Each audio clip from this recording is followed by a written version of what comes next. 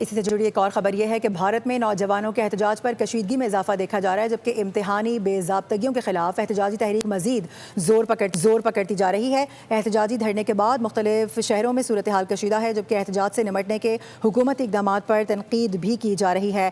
نوجوانوں کی احتجاجی تحریک نے مودی کے لیے نیا چیلنج کھڑا کر دیا ہے۔ احتجاجی مظاہروں کے بعد حکومتی پالیسیز پر بھی سوالات اٹھنے لگے ہیں۔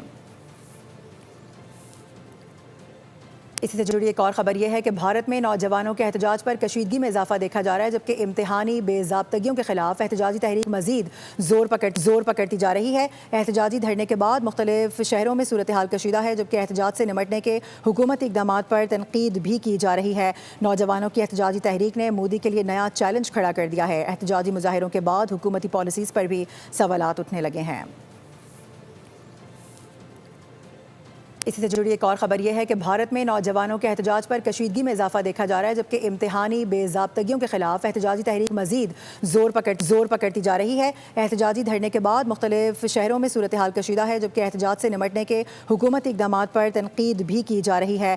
نوجوانوں کی احتجاجی تحریک نے مودی کے لیے نیا چیلنج کھڑا کر دیا ہے۔ احتجاجی مظاہروں کے بعد حکومتی پالیسیز پر بھی سوالات اٹھنے لگے ہیں۔